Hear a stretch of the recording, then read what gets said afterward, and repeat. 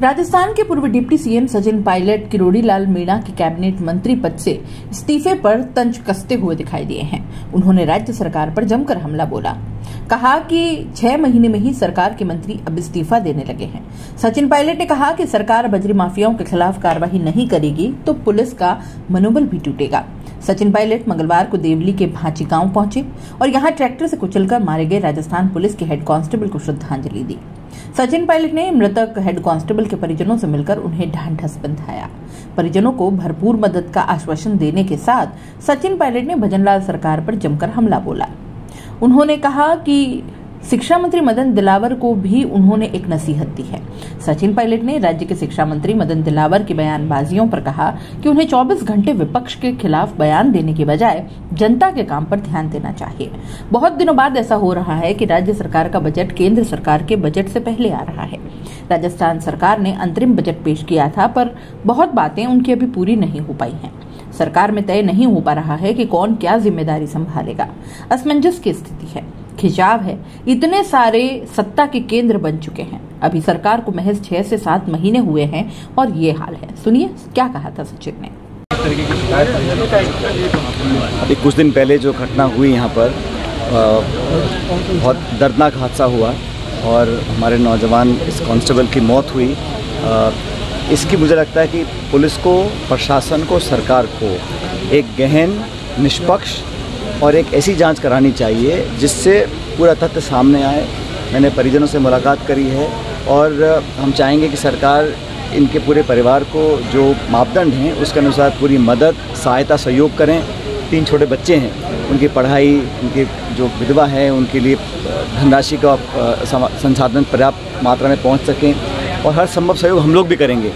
लेकिन मुझे लगता है कि इस प्रकार का अगर हादसा हुआ है तो अलग प्रक्रम है, लेकिन अगर कहीं और कुछ अंदेशा जो परिवार को है उसका भी खुलासा होना चाहिए, लेकिन जांच के बाद होना चाहिए।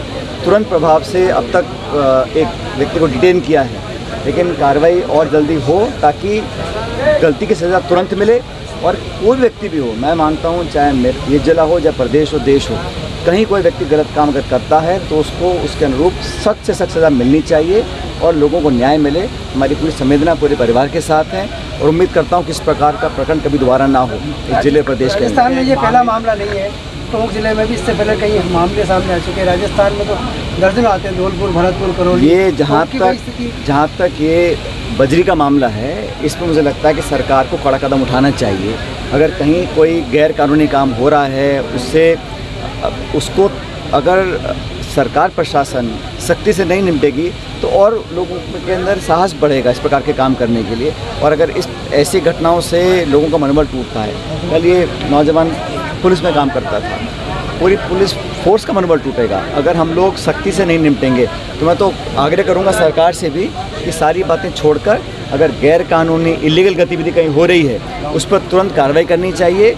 और हम लोग जो विपक्ष में हैं, हम लोग पूरी मांग रखेंगे सदन के अंदर, सदन के बाहर, कि इलीगल, गैर कानूनी कोई भी कार्रवाई हो, तो कितना बड़ा प्रभावशाली व्यक्ति हो, लेकिन उसके कहने पर अगर सरकार आँख मूंद लेगी और गैर कानूनी कार्रवाई होती रहेगी, उसको हम बर्दाश्त नहीं करेंगे। किस तरीके की मांगे रखी हैं आपसे मुलाकात किया? इन्होंने जो कहा है कि तीनों छोटे बच्चे हैं, उनकी पढ़ाई के लिए सरकार खर्चा उनका उठाए।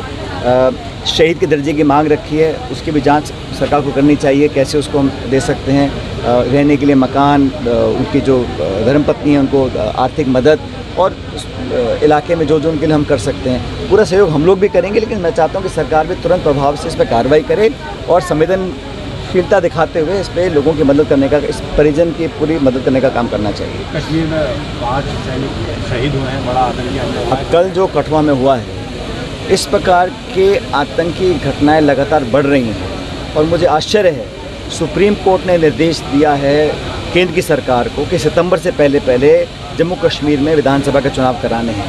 सरकार दावा करती सदन के अंदर, लोकसभा में, राज्यसभा में, कि मामला बहुत बेहतर हो गया है, स्थिति नियंत्रण में है, वहाँ कोई अब गतिविधि नहीं है। लेकिन हमारे नौजवानों को अगर सीमा पार से शहीद लोग कर रहे हैं और उन पर घात लगाकर हमला हो रहा है, जाने जा रही हैं, तो कहीं ना कहीं सरकार को जवाब देना पड़ेगा। हम तो उनकी शहादत को नमन करते हैं, जो फ़ौज की वर्दी पहनकर देश की सरहद पर खड़े होकर हमारी सुरक्षा कर रहे हैं, लेकिन सरकार को तो कुछ करना पड़ेगा ना। इस प्रकार गतिविधि बढ़ रही है। आप दावा कर रहे हैं कि हम लोगों ने कश्मीर को बिल्कुल स्थिर कर दिया, हमारे कोई दिक्कत वाली समस्या, प्रॉब्लम नहीं है, और ऐसे आतंकवादी घटनाएं अगर हो रही हैं तो तो ये बहुत बड़ा मुद्दा है और मुझे लगता है कि इसको हम लोग चाहेंगे सरकार इस पर अपना स्पष्टीकरण दे, जवाब दे और सख्ती से कार्रवाई भी करे। बजट से पहले आज कांग्रेस की बैठक हुई है 4 बजे इलाहाबाद में, किस तरीके आज हाँ हम सब लोगों की विधायक दल की बैठक है, हम सब चर्चा करेंगे। देखिए बजट कल आएगा और शायद बहुत दिनों बाद ऐसा हो रहा है कि राज्य सरकार का बजट पहले आ रहा है, केंद्र सरकार का बाद में आएगा। अब जो उन्होंने अंतरिम बजट पेश किया था, बहुत सारी बातें तो उस बजट की पूरी नहीं हो पाई हैं, तो देखते कल सरकार क्या बजट लेकर आती है। लेकिन जहाँ तक अब तक का मैं रवैया देखा है, सरकार में तय नहीं हो पा रहा है कि कौन क्या जिम्मेदारी संभालेगा। आपस में इतना खिंचाव है, इतने सारे सत्ता के केंद्र बन चुके हैं, मंत्री इस्तीफा दे रहे हैं, वो स्वीकारा जा रहा है, अस्वीकारा किया जा रहा है, किसी को मालूम नहीं है, तो असमंजस की स्थिति बनी हुई है। तो ये सरकार को मुझे लगता है अपने कार्यशैली को सुधारना चाहिए। जनता ने बहुमत देकर राज करने का आपको निर्देश दिया है और अभी सरकार को सिर्फ 6-7 महीने हुए हैं, लेकिन हर क्षेत्र में, आप ग्रामीण क्षेत्र में जाइए, सारे विकास के काम ठप पड़े हैं। जिन कामों की स्वीकृति हम लोग दे चुके थे हमारी सरकार में, जिनकी शासनिक स्वीकृति और आर्थिक स्वीकृति निकल चुकी है, उन कामों को भी पूरा नहीं कर पा रहे हैं। तो निर्माण काम, विकास के काम बिल्कुल ठप पड़े हैं। अब आचार संहिता का बहाना लेकर हम कब तक काम रोक के रखेंगे? तो हर क्षेत्र में बिजली पानी की जो किल्लत इस बार हुई है, शायद पहले इतनी कभी नहीं हुई। तो सरकार तो अपना काम नहीं कर पा रही है और मुझे लगता है कि जनता भी कल देखेगी किस प्रकार का बजट ये सरकार लेकर आती है। देखिए शिक्षा मंत्री लगातार बयानबाजी कर रहे हैं, अभी डोटासरा जी को लेकर भी एक बड़ी बयानबाजी, तो क्या देखते हैं शिक्षा मंत्री जी उनके? नहीं, जो माननीय मंत्री इस प्रदेश के हैं उनको मुझे लगता है अपना ध्यान अपने डिपार्टमेंट पे, अपने कामों पर और जनता की सेवा पे लगाना चाहिए और 24 घंटे सिर्फ बयान देना और विरोधियों पर टीका टिप्पणी करना मैं समझता हूँ सही नहीं है।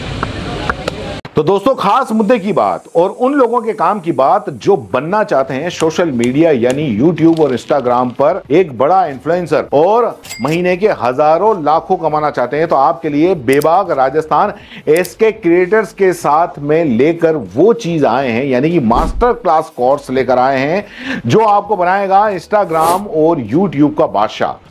आप YouTube के चैनल पर 0 से लाखों सब्सक्राइबर और इंस्टाग्राम पर भी 0 से लाखों फॉलोअर्स कैसे बनाने हैं, कैसे बनेंगे, YouTube चैनल बनाने से लेकर लाखों सब्सक्राइबर गेन करने तक हर छोटी से छोटी जानकारी इस मास्टर क्लास के अंदर आपको सिखाई जाएगी। सब कुछ सिखाएंगे। 2 महीने की ये मास्टर क्लास है, हर हफ्ते 5 क्लास होंगी। आप बन सकते हैं 0 से हीरो। हर वो टेक्निकल नॉलेज जिसके बूते पर आप अपना चैनल ग्रो कर सकते हैं और लाखों कमा सकते हैं। तो देर किस बात की, नीचे लिखे नंबर पर कांटेक्ट करो और अपनी सीट बुक करवा लो, क्योंकि बहुत सीमित सीटें हैं। बाकी फीस कितनी है, आपको और क्या क्या जरूरी जानकारी चाहिए, वो सब कुछ आप इस नंबर पर पूछ सकते हो।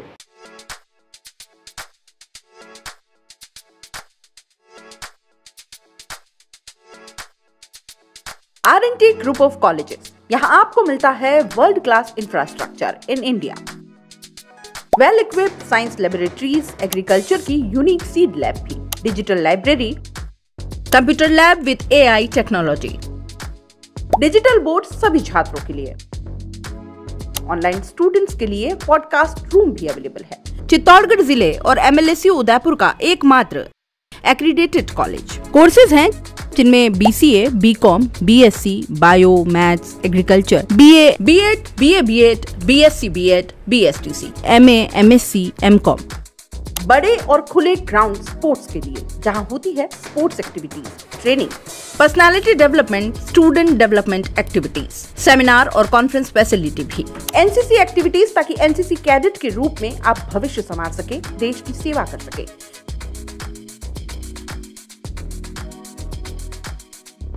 ये विजन है R&T and Vivekananda group of colleges के चेयरपर्सन डॉक्टर वसीम खान का। तो आज ही ज्वाइन करें R&T and Vivekananda group of colleges.